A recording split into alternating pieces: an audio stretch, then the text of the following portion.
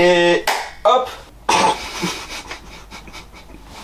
Mesdames et messieurs, bonjour et bienvenue sur cette vidéo. Et on est sur le jour 4 de mon programme. Et aujourd'hui, pour la deuxième fois, on fait les trapèzes et les épaules. Alors, vu que j'ai tourné cette vidéo avant de publier le premier épisode, j'ai pas pris en compte les retours. Par contre, j'ai vu les rushs, donc j'ai essayé de m'améliorer avec ce que j'ai vu. Et j'ai un deuxième truc, j'ai acheté ceux-ci qui sont des bandes de tirage et qui vont pouvoir m'aider sur tous les exos de tirer. Ça va être très pratique, notamment par exemple pour les shrugs, les élévations latérales ou alors sur la séance dos pour le tirage vertical. Bref, c'est parti pour la vidéo.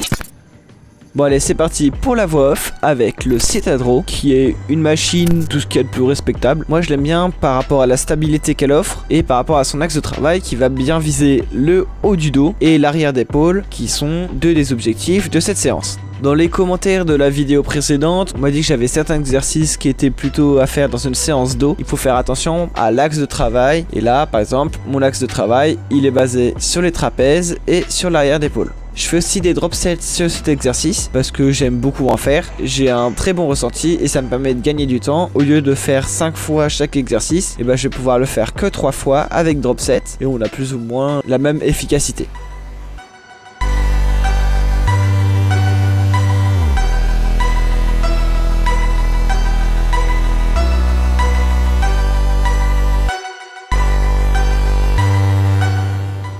Le shrug à la poulie, c'est le fameux exercice où il va falloir que je trouve un moyen de le faire différemment. Parce qu'on est déjà au bout de la poulie avec un poids de 10. J'hésite encore de quelle manière je vais le remplacer. Soit à la Smith Machine en fonction de la disponibilité de la machine, ou alors tout simplement en prenant un poids et un moyen de me stabiliser et de travailler dans un axe de travail intelligent pour travailler le haut des trapèzes.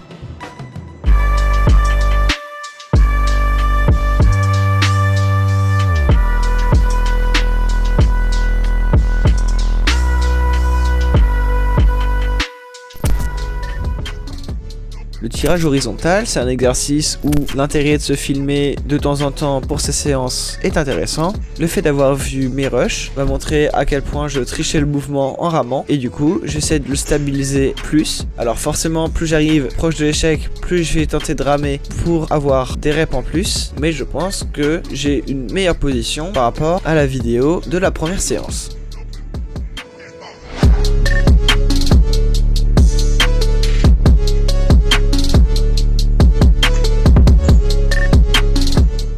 On arrive aux élévations latérales et en regardant les rushs, je me rends compte que j'ai perdu de la force sur cet exercice. C'est-à-dire que avant je pouvais taper des 8 reps avec les 14 kg et là ça devient difficile. Donc peut-être que je vais devoir baisser un peu à l'avenir le temps de retrouver cette force.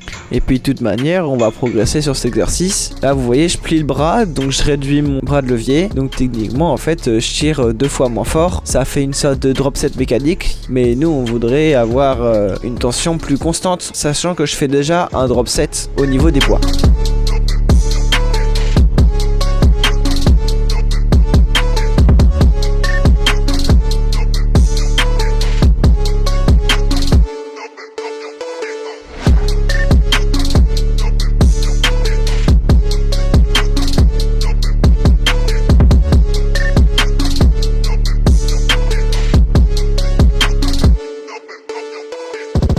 Et pour finir, on passe aux élévations frontales, exercice sur lequel j'essaye de trouver de la stabilité, parce que là vous voyez, dès que je me redresse, je perds de la stabilité, je commence à tirer avec tout mon torse, et personnellement j'aimerais bien garder de la stabilité pour éviter de tirer avec tout mon torse. Bref, va falloir que je travaille dessus et que je reste concentré pendant toute ma série pour bien rester stable.